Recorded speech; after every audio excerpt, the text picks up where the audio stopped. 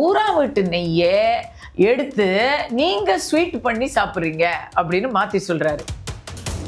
தப்பித்தவரை கூட என் பொண்டாட்டி கையன்னு சொல்ல முடியாது.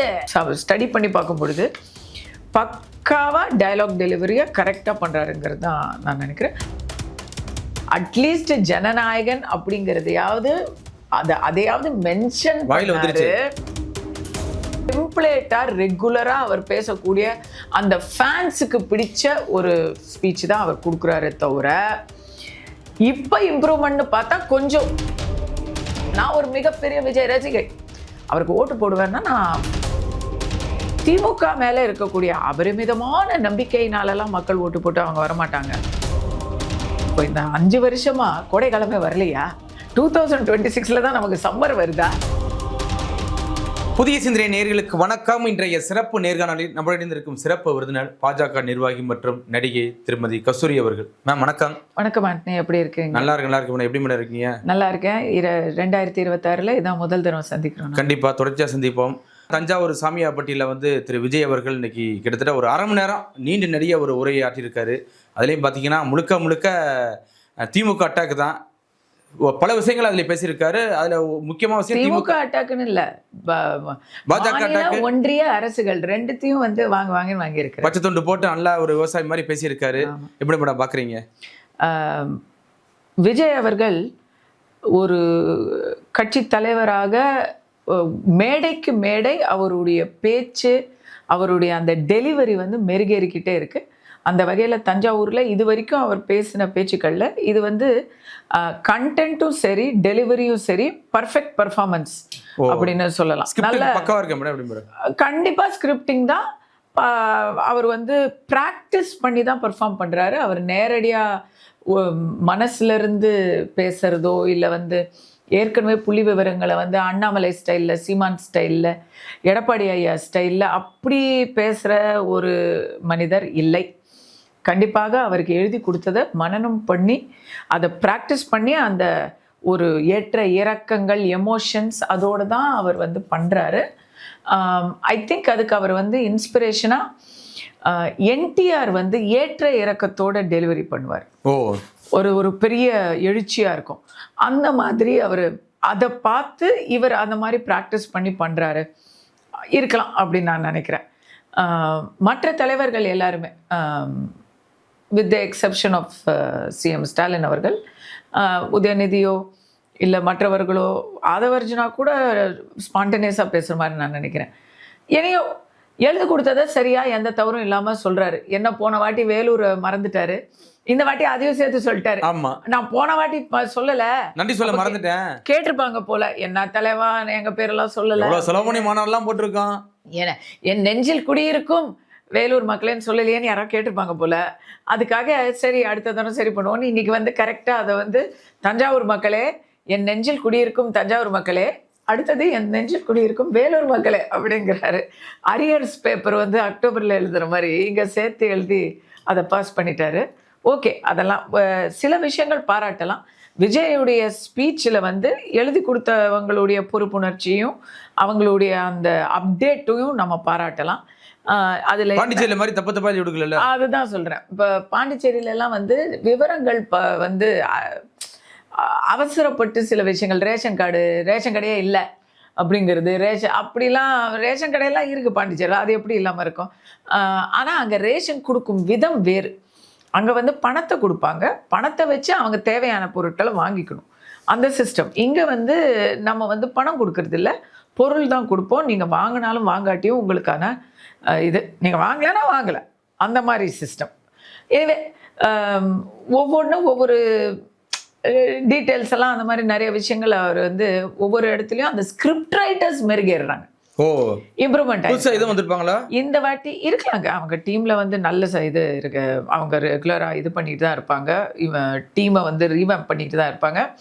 இன்னைக்கு திமுகவை இதுக்கு முன்னாடி ஸ்பீச்சிலலாம் திமுகவை பொத்தாம் பொதுவாக பேசி ஒரு நார்மலாக எல்லாரும் சொல்கிற சில விஷயங்கள், ஊழல், சட்டம் ஒழுங்கு போன்ற விஷயங்களை ஒரு மேலோட்டமாக பேசிக்கிட்டு இருந்தவர். இப்போ சமீப காலமான பேச்சுக்களில் இது இதுலேயும் பார்த்தோம், நம்ம திருச்சியிலையும் பார்த்தோம், இப்போ இங்கேயும் பார்க்குறோம். குறிப்பிட்ட பிரச்சனைகளை வந்து அப்டேட்டான பிரச்சனைகளை வந்து எடுத்து பேசுகிறார். அதில் இன்னைக்கு ஸ்பீச்சு நல்லா இருந்தது. சிலையை பற்றி, ஏன்னா அந்த காவிரி டெல்டாவில் இருக்கக்கூடிய விஷயங்கள், நெல்லெல்லாம் வந்து பயிரா போச்சு. அது அப்புறம் கரும்புக்கு ஆதார விலை 4000 ரூபாய், கேஸுக்கு பெண்களுக்கு 100 ரூபாய், இதையெல்லாம் குறிப்பிட்ட பிரச்சனைகளை எடுத்து பேசினார். அதே போல் சிலை, வெங்கல சிலைக்கு நீங்கள் வைக்கக்கூடாதுன்னு அது அப்டேட்டான ஒரு விஷயத்தை எடுத்து பேசுகிறாங்க.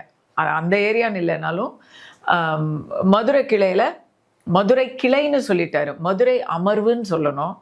அவர் அந்த நிமிஷத்தில் மதுரை கிளை பிரான்ச் கிடையாது.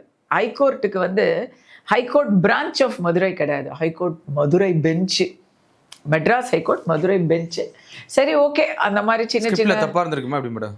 ஸ்கிரிப்டில் தான் தவிர அவர் வந்து ஸ்கிரிப்டை விட்டு எந்த பக்கமும் தானாக மாறி பேசுறது இல்லைன்னு தான் நான் நினைக்கிறேன். அது ஏன்னா அவருடைய பாடி லாங்குவேஜை இப்போ ஸ்டடி பண்ணி பார்க்கும் பொழுது பக்காவாக டயலாக் டெலிவரியை கரெக்டாக பண்ணுறாருங்கிறது தான் நான் நினைக்கிறேன். எனவே அதில் விஷயம் இதுதான். சிலை வைக்கிறத வந்து மெட்ராஸ் ஹைகோர்ட் மதுரை பெஞ்சில் வந்து உங்களை திமுகவை ரொம்ப கடினமாக விமர்சிச்சிருக்கிறாங்க, அது உங்களுக்கு மறந்து போச்சா அப்படின்லாம் நக்கல் அடிச்சிருக்கிறாரு. அதுக்கப்புறம் ஜனநாயகன் முதல் முறையாக இந்திய தொலைக்காட்சிகளில் முதல் முறையாக ஜனநாயகனை பத்தி இவரே பேசல, இவரே கவலைப்படாத போது மற்றவங்க என்ன பேசி என்ன பயன்னு நம்ம எல்லாம் நிறைய தடவை கேட்டிருக்கோம். இன்னைக்கு முதல் முறையாக, அப்பவும் எதுவும் பேசிடல, சும்மா லைட்டா டச் பண்ணிட்டு போயிருக்காரு. நன்றி. மற்றவங்கள்லாம் வந்து இவருக்காக வந்து குரல் கொடுத்தாங்க இல்லையா, அந்த குரல் கொடுத்தமைக்கு நன்றின்னு சொல்லியிருக்கிறார். அட்லீஸ்ட் ஜனநாயகன் அப்படிங்கிறதையாவது அதையாவது மென்ஷன் பண்ணாரு.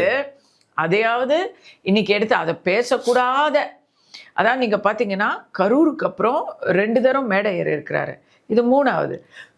சேலம், வேலூர் மேடம் பேசவே இல்லை, ஒரு அந்த கரூர் விஷயத்த பேசவே இல்லை மேடையில. இப்போ ஜனநாயகன் விஷயத்தையும் அந்த மாதிரி பேசாம மதுரையில பேசவே இல்லை. அப்போ இப்போ வந்து ஓகே, ஜனநாயகனை பேசலாம் அப்படிங்கிற இடத்துக்கு வந்திருக்காரு போல இருக்கு. என்ன வித்தியாசம் தெரியுமா அதுக்கும் இதுக்கும்? அப்போ வந்து சிபிஐ விசாரணை நடக்குது, ஆமா, பெண்டிங். இப்போ வந்து சிபிஐ விசாரணையில் இவருக்கு வந்து ஒரு இது கொடுத்துருப்பாங்க, ஃப்ரீடம் கொடுத்துருப்பாங்க. டெல்லிக்கு போயிட்டு வருவதற்கு முன் அது பின் இது அப்படின்னு தான் நம்ம வச்சுக்கணும் போல இருக்கு. டெல்லி எஃபெக்ட் அப்படின்னு வச்சுக்கணும் போல இருக்கு. இப்போ ஜனநாயகன் வந்து டாப்பிக்கில் வந்துருச்சு. இன்னும் ஒன்றிய அரசை தான் விமர்சிச்சுக்கிட்டு இருக்கிறாரு. இன்னைக்கு வந்து அவங்களுக்கும் இவங்களுக்கும் டீலிங்னு எப்பவுமே அவர் சொல்ற அந்த ஒரு தியரி, உனக்கும் எனக்கு தான் போட்டி, ஆமா, நடுவுல யாரும் வந்துடக்கூடாது. இல்ல மாநில அரசை மிகப்பெரிய அளவுல திட்டும் பொழுது மத்திய அரசை, அதாவது இவர் பாணியில சொல்லணும்னா ஒன்றிய அரசை மாநில அரசோட டீலிங் வச்சிருக்கிறாங்க, 2 பேரும் சேர்ந்து என்ன டார்கெட் பண்றாங்க அப்படிங்கிற மாதிரி ஒரு மேட்ரை வந்து அவர் முன்னெடுத்து வைக்கிறார். திமுக தீய சக்தி, நான் தூய சக்தி அப்படிங்கிறாரு. தூய சக்தின்னு அவர் சொல்லும்போது என்ன மேடம் தூய சக்தி? எனக்கு புரியல. இல்ல, அவர் தூய சக்தின்னு சொல்லும்போது அது ஒரு ரொம்ப யோசிச்சு எடுத்த ஒரு ஸ்ட்ராட்டஜியா தான் நான் பார்க்குறேன். ஏன்னா அடிப்படையில் கிறிஸ்துவ மதத்தை சேர்ந்த விஜய் அவர்கள் ஒரு பரலோகத்தில் இருக்கும் பரமபிதாவே அப்படின்னு நம்ம முன்னாடி நான்லாம் அப்படி கற்றுக்கிட்டேன் இதை, இறை வணக்கத்தை. இப்போ வந்து விண்ணுலகில் இருக்கும் தூய ஆவியே அப்படிங்கிறது தான் இன்னைக்கு நம்ம பேசுகிறோம். அந்த ஒரு காட்லினஸை தனக்கு உருவாக்கிக்கிறாரோ ஒரு ஸ்ட்ராட்டஜியா. தூய சக்தி அப்படின்னு சொல்லும்போது தூய ஆவி, தூய சக்தி அவருடைய கிறிஸ்துவ மதத்தோடு இணைத்து அவர் அந்த ஒரு இது ஒரு ஒரு ஒரு குளோரிஃபை பண்ணிக்கிறாரோ அப்படின்னு எனக்கு ஒரு டவுட் வருது. இதெல்லாம் திட்டமிட்ட ஸ்ட்ராட்டஜி பிளானிங் அப்படின்னு. பட் கரைப்படியாத கரங்கள், அதனால பரிசுத்தமான தூய சக்தி அப்படின்னு தன்னை அவர் சொல்லிக்கிறாரா அப்படின்னு தெரியல. தூயங்கிறதுல கூட நம்ம வந்து 2-3 கேள்விகள் தான் கேட்குறோம். ஏன்னா மதுரை கோர்ட்டு வந்து திமுகவை திட்டிருக்கிறாங்க சில விஷயத்துலன்னு சொல்றவர், அதே மெட்ராஸ் ஹைகோர்ட் வந்து இவரை எப்படியெல்லாம் திட்டினாங்க, கார் வாங்கின விஷயத்துலையும் இன்கம் டேக்ஸ் விஷயத்திலையும் எப்படியெல்லாம் இவருக்கு வந்து அவங்க அறிவுரை கொடுத்தாங்க அப்படிங்கிறத இவர் பேச மாட்டேங்கிறாரு. கரைபடியாத கரங்கள் அப்படின்னு எதை சொல்றாருன்னு நினைக்கிறேன். இவர் கருப்பு எவ்வளோ, வெள்ளை எவ்வளோ, சம்பள விவகாரம் எவ்வளோ, இவர் வந்து இதே தீய சக்திகளுடைய படங்கள்ல எல்லாம் வந்து இவர் நடிச்சிருக்கிறாரு. அதுடைய வரலாறு என்ன? இதே தீய சக்தியான பணம் வாங்கி நடிச்சிருக்காரு. குருவி போன்ற படங்கள்லாம் இப்ப கூட இவர் கட்சி ஆரம்பிக்கிறதுக்கு முன்னாடி வரைக்கும் அங்கதாங்க குட்டி கதை சொல்லி படம் ரிலீஸ் பண்ணிக்கிட்டு இருந்தாரு. ஸோ இதுல எந்த அளவுக்கு தூய்மை இருக்குங்கிறதும் தெரியல. தூய்மை பணியாளர்களோட இவர் இன்னைக்கு வரைக்கும் எந்த விதமான ஒரு ஆதரவையும் கொடுக்கல அப்படிங்கிறதையும் நம்ம பார்க்குறோம். ஸோ ஓகே, எல்லாரும் அப்படிதான் சொல்லுவாங்க. ஊழல்லையே விழுந்து வெளியே வந்தவங்க கூட, அதுலேயே மூழ்கி முத்தெடுத்தவங்க கூட ஊழலை ஒழிப்போம் நாங்கள் ஆட்சிக்கு வந்தான்னு தான் சொல்லுவாங்க. நாங்கள் ஆட்சிக்கு வந்தால் ஊழல் நல்லா செய்வோம் அப்படின்னு சொல்ல மாட்டாங்க. கண்டிப்பா மறைமுகமா சொல்லுவாங்க. இப்ப திமுக எப்படி சொல்லுதுன்னா, தமிழகம் வளர்கிறது, இந்தாங்க வச்சுக்கோங்க, நீங்களும் ஒரு 5000 வச்சுக்கோங்க, நீ ஊழல் பண்றிய இந்தா, நீ இவ்வளவு காசு அடிச்சிருக்கிய அப்படின்னு கேட்ட உடனே மக்களுக்கு அந்த கோடைக்கால சிறப்பு நிதி சொல்லி சிறப்பு. எனக்கு புரியல. இப்போ இந்த 5 வருஷமா கோடைக்காலமே வரலையா? 2026 தான் நமக்கு சம்மர் வருதா? அது என்ன? ஆனா ஒண்ணு, ஸ்டாலினுக்கு அதிர்ஷ்டங்க, அவருக்கு வந்து இந்த வருஷம் வெள்ளம் வரல. கரெக்ட். வந்திருந்தாங்கன்னா அது வந்து இன்னும் பெரிய ஒரு சர்ச்சையா இருக்கும். அவருக்கு அதிர்ஷ்டங்க, எலெக்ஷன் இயர்ல டிசம்பர் வெள்ளம் வரும், இந்த வாட்டி வரல. அதனால சம்மருக்கு இப்ப இனாம் கொடுத்துட்டாரு, 5000 கொடுத்துட்டாரு. விளம்பர பலகைகள், ஊர் முழுக்க விளம்பர பலகைகள் பார்த்தீங்கன்னா அந்த 5000 போட்டு விளம்பரம் வச்சிருக்கிறாங்க. 5000 பேங்க் அக்கௌண்ட்ல போட்டு வீடியோவை ரிலீஸ் பண்ணாங்க. இப்போ விளம்பரங்களை ரிலீஸ் பண்றாங்க. ரொம்ப பக்காவா பிளான் பண்ணி அவங்க பண்றாங்க. ஆனா விஜய் என்ன சொல்றாருன்னா, அந்த மாதிரி விஜய் என்ன சொல்றாருன்னா, திமுக வந்து கண்டினியூவா 2 முறை வந்தது கிடையாது, அது அவங்க அப்பாலான முடியாது, இவரெல்லாம் இங்க அப்படின்னு சொல்றாரு. அது உண்மைதானே? அது உண்மைதானே? அவங்க இது வரைக்கும் 2 முறை வந்ததும் கிடையாது. ஏன்னா ஒவ்வொரு தரமும் அவர் வரும்போது திமுக மேல இருக்கக்கூடிய அபரிமிதமான நம்பிக்கையினாலெல்லாம் மக்கள் ஓட்டு போட்டு அவங்க வரமாட்டாங்க. அதிமுக ஏதோ ஒரு காரணத்துக்காக வீக்கா இருக்கும். ஃபர்ஸ்ட் டைம் வந்து சேவல் புறான்னு பிரிஞ்சு போச்சு. ஜானகி அம்மா, ஜெயலலிதா அம்மா அப்படின்னு பிரிஞ்சு போச்சு. எம்ஜிஆருடைய மறைவுக்கு எம்ஜிஆர் இருந்த வரைக்கும் நடக்கவே இல்லைங்க. எம்ஜிஆர் இருந்த வரைக்கும் எம்ஜிஆர் மட்டும்தாங்க இருந்தாரு, வேற எந்த வாய்ப்பும் இல்லைங்க. அதுக்கப்புறம் திமுக வந்துச்சு. திமுகவை உடனடியா ஏதோ ஏமாந்து போட்டவங்க உடனடியா அப்புறப்படுத்திட்டாங்க. ஜெயலலிதா அம்மா தான் அடுத்த முறை சீஃப் மினிஸ்டரா வர்றாங்க. மக்கள் வந்து பாடத்தை படிச்சுக்கிட்டாங்க, கொடுத்தாங்க. ஜெயலலிதா அம்மாவுடைய முதல் ஆட்சி காலத்தில் அவங்களுக்கு வந்து ஊழல் குற்றச்சாட்டு, திருமணம், வளர்ப்பு மகன் திருமணம் போன்ற பல கான்ட்ரவர்சிகள், அவங்க வந்து கொஞ்சம் நிறையா ஆடிட்டாங்க. அவங்களுடைய ஆட்டத்துக்கு உடனடியாக அப்போ வந்து ரஜினி வாய்ஸ் கொடுத்தாரு 96ல். இப்படி பல விஷயங்கள் அந்த நேரத்தில் நடந்தப்போ பாஜக ஒரு பக்கம் வந்து திமுகவோட முதல் முறையாக இணையறாங்க. இப்படி பல விஷயங்கள் அந்த இடத்துல சேர்ந்து அவங்களுக்கு வெற்றியை தேடி தந்தது. பட் அதே 5 வருஷம்தான் கலைஞர். இத்தனைக்கும் கலைஞர் அளவுக்கு நமக்கு வந்து திமுகவில் ஒரு மிகப்பெரிய வரலாற்று தலைவர் நமக்கு இல்லை. அண்ணா அவர்களுக்கு வந்து அது வந்து கணக்கிலே கிடையாது. ஏன்னா அண்ணாவை திமுக தலைவராக மட்டும் பார்க்காம அதிமுகவுக்கும் அண்ணா தான் பொதுவான அண்ணா வந்து தமிழகத்தில் இருக்கக்கூடிய எல்லாருக்கும் ஒரு முன்னுதாரணம். அதை நம்ம பேச முடியாது. கலைஞரை வந்து மறுபடி மக்கள் நிராகரிக்கிறாங்க. நான் வந்து கட்டுமரமாக இருப்பேன், கடலில் தூக்கி போடுங்க, உங்களுக்காக நான் வந்து என்னுடைய வாழ்க்கையை தியாகம் பண்ணுவேன் அவர் சொன்ன போது மக்கள் வந்து நிராகரிக்கிறாங்க அவரை. மறுபடி அம்மா வராங்க. அம்மா மறுபடி வந்ததும் ஹிஸ்ட்ரி ரிப்பீட்ஸ். ஏன்னா இந்த முறை அவங்க செய்த தவறுகளுக்கு எல்லாத்துக்கும் அவங்க கம்ப்ளீட்டாக ஒரு டோட்டல் மிக பெரிய அளவில் தன்னைத்தானே அவங்க சுய பரிசோதனை பண்ணிக்கிட்டு வந்தாங்க. அதுக்கு காரணம் தான் அவங்க 2011 to 2016 திருப்பி 2016ல் அப்பவாவது கூட்டணி வச்சு ஜெயிச்சாங்க. இப்போ கூட்டணியே இல்லை, நேரடியாக தனியாக நின்று ஜெயிக்கிறாங்க. மோடியா லேடியான்னு சொல்லி ஜெயிக்கிறாங்க. கண்டிப்பா 2016ல். அப்படியே அவங்க ஒரு ஏகோபித்த. அதுக்கப்புறம் அவங்க இறந்துட்டாங்க. அது இபிஎஸ் ஓபிஎஸ் அதுக்குள்ள கட்சிக்குள்ள இருக்கக்கூடிய உட்பூசல்கள், இதனால தான் 21ல் திமுக வந்தாங்க. கரோனா டைமில் எடப்பாடி ஐயா பண்ண ஒரு அருமையான மேனேஜ்மெண்ட்டை தாண்டி மக்களுக்கு அம்மையார் ஜெயலலிதா இல்லாத ஒரு குறை, அதை வந்து அவங்களுக்கு நம்பிக்கை தரும் விதமாக கட்சியில் இல்லை, ஓபிஎஸ் இபிஎஸ் ஒரு பக்கம், சசிகலா அம்மையார் ஒரு பக்கம் அப்படின்னு ஒரு கொஞ்சம் குழப்பமான மனநிலையில் மக்கள் வந்து சரி அப்படின்னு கொடுத்துட்டாங்க. திமுகவுக்கு வாய்ப்பை மறுபடி கொடுப்பாங்களா? கொடுக்க மாட்டாங்க.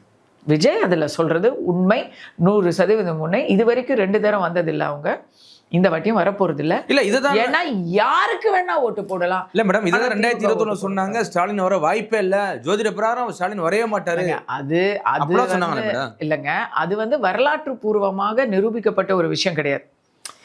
2 தரம் தொடர்ச்சியா அவங்க வந்து பேக் டு பேக் ஜெயிச்சது இல்லைங்கிறது வரலாற்று உண்மை. எப்பவுமே திமுக ஆட்சி வந்தா அது 5 இயர்ஸ் தான் இருக்கும், அதுக்கு மேல இருக்காது. ஆனா இந்த ஜோசியத்துல வரல, அவங்களுக்கு கட்டம் இல்லை, இதெல்லாம் வந்து சும்மா ஒரு பிரச்சாரம் தானே.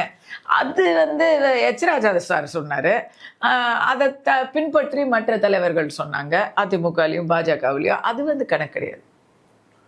இப்போ இன்னைக்கு விஜய் அவர்கள் இன்னைக்கு பேசும்போது பார்த்தீங்கன்னா, இதற்கு முன்னாடி போன வாரம் ஒரு இதை பின்னாடி போகலாம், அந்த போன வாரத்தில் பார்த்தீங்கன்னா விஜய் அவர்கள் வேலூர் அழுததாக இருக்கட்டும், அதுக்கப்புறம் ஃபேமிலி இஷ்யூவாக இருக்கட்டும் பெருசாக பேசப்பட்டுச்சு. அதை பற்றி பேசுவார்னு பார்த்தா சொல்ல வந்தேன். இப்போ கரூர் சம்பவம் நடந்த பிறகு எந்த மேடையிலையும் அதை விஜய் பேசவே இல்லை. அவர் திருப்பி வந்து உங்க விஜய், நான் உங்க ஒவ்வொரு வீட்டிலையும் ஒரு விஜய் இருக்கிறாரு, ஃபர்ஸ்ட் மாநாட்டில் வந்து உங்களுடைய வேட்பாளர் விஜய், கிழக்கு விஜய், விஜய்னாரு, எல்லா தொகுதியிலும் விஜய்னாரு, இப்போ வந்து வீட்டுக்கு வீடு விஜய்ங்கிறாரு. இதெல்லாம் தான் டெம்ப்ளேட்டாக ரெகுலராக அவர் பேசக்கூடிய அந்த ஃபேன்ஸுக்கு பிடிச்ச ஒரு ஸ்பீச் தான் அவர் கொடுக்குறாரு. தவிர இப்போ இம்ப்ரூவ்மெண்ட்னு பார்த்தா கொஞ்சம் நாங்கள்லாம் அடிக்கடி அதை பேசி சுட்டி காட்டி இப்போ ஸ்கிரிப்ட் ரைட்டர் கொஞ்சம் சுதாரித்து அவர்கள் ஆட்சிக்கு வந்தால் எதையெல்லாம் எடுப்போம், எதையெல்லாம் நாங்கள் வந்து புனரமைப்போம் அப்படிங்கிறத சொல்ல ஆரம்பிச்சிருக்காங்க. அதுலேயும் தெளிவான திட்டங்களை முன்வைக்காம கண்டிப்பாக செய்வோம் அப்படின்னு சொல்கிறாங்க. அதுக்கே நம்ம பாராட்டுறோம். இன்னைக்கு ஸ்பீச்சில் எனக்கு பிடிச்ச விஷயங்களை நான் சொல்கிறேன்னே, நான் கண்டிப்பாக விமர்சிக்க போகிறேன், கண்டிப்பாக விஜயை விமர்சிக்க போகிறேன். ஆனால் பிடிச்ச விஷயங்களை நம்ம சொல்லுவோம். ஏன்னா எந்த இடத்துல இருந்து ஒரு நல்ல விஷயம் வந்தாலும் அதை பாராட்டுவது தான் ஜனநாயக கடமை. ரேஷன் கடையில் அரிசியை தவிர மற்ற எல்லாமே பாக்கெட் செய்து விநியோகிக்கப்படும் அப்படின்னு அவர் சொன்னதை நான் ரொம்ப வந்து பாராட்டுறேன். இது ஒரு நல்ல ஐடியா. ஸோ இது வந்து யாரோ ஒருத்தர் அங்கே நல்லா யோசிச்சு இந்த விஷயத்த இன்க்ளூட் பண்ணியிருக்காங்க, அவங்களுக்கு நம்ம பாராட்ட தெரிவிச்சிடணும். ஓகே, இதை தவிர எனக்கு வந்து ஸ்பீச்சில் ஒரு 1/2 மணி நேரம் பேசினதுல இதுதான் எனக்கு ரொம்ப பிடிச்ச ஒரு பாயிண்டாக இருந்தது. ஆனால் இதுக்கு அடுத்தது தண்ணீர். அவர் வந்து சஸ்டைனபிலிட்டியை இன்னைக்கு எடுத்து பேசியிருக்கிறாரு.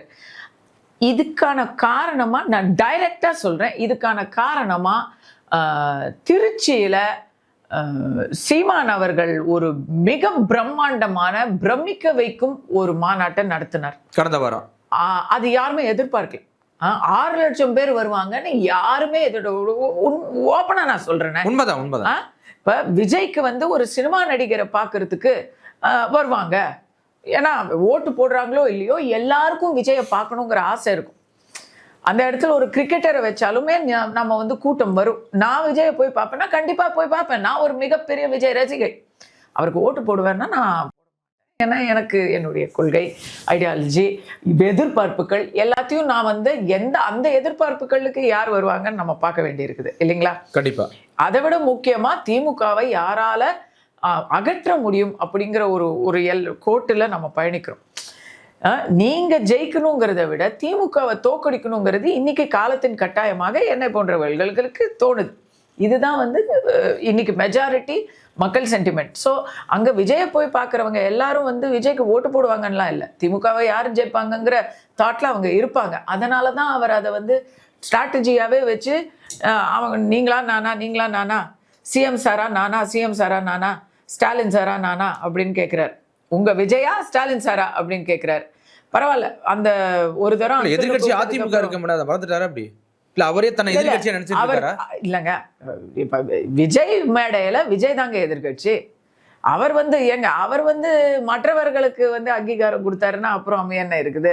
அதெல்லாம் வந்து அவர் தன்னைத்தான் அவர் வந்து இது பண்ணிக்கணும். ஆட்சியில் இருக்கிறவங்களுக்கு எதிர ஒரு புரட்சியாளனா தன்னை காமிச்சிக்கணும். அதில் வந்து அந்த ஸ்ட்ராட்டஜிலாம் கரெக்டு தான், எல்லாரும் செய்கிறது தான். பட் சஸ்டைனபிலிட்டி, நீர்நிலை, மணல் கொள்ளை, இந்த போன்ற விஷயங்களை எல்லாம் இன்னைக்கு அவர் பேசினதுக்கு கண்டிப்பாக சீமானுடைய திருச்சி மாநாடு தான் காரணம்னு நான் நினைக்கிறேன். அது அப்படியே காப்பி அடிச்சுப்பான்னு சொல்ல வரீங்களா? அப்படி இல்லை, அவர் நிறைய விஷயங்கள் சீமான் பேசுறதே இன்னைக்கெல்லாம் பேசுறார், நிறைய விஷயங்களை அவர் பேசுறாரு. அதை நம்ம தவறுன்னு சொல்லலை. ஏன்னா சீமான் முதல்ல பேசியிருந்தாலும் அவர் மட்டும்தான் பேசணும் அப்படின்னு நம்ம சொல்ல முடியாது. தமிழ்நாட்டுக்கு தேவையான பிரச்சனைகளை யார் ஒருத்தர் மறுபடி பேசினாலும் மீண்டும் மீண்டும் பேசினாலும் அந்த பிரச்சனை இருக்கும் வரை அதை எல்லாரும் பேசலாம். பட் இவர் இதுவரை பேசாத விஷயங்களை, அங்கே ஒரு மிகப்பெரிய ஒரு மக்கள் ஈர்ப்பு இருக்கு அப்படிங்கிறத பார்த்ததுக்கப்புறம் அந்த ஃபார்முலாவை இவர் உடனடியாக அடாப்ட் பண்ணியிருக்கிறாருன்றது தான் நான் நினைக்கிறேன். கண்டிப்பாக மேடம், தொடர்ச்சியாக சந்திப்போம். மிக்க நன்றி மேடம்.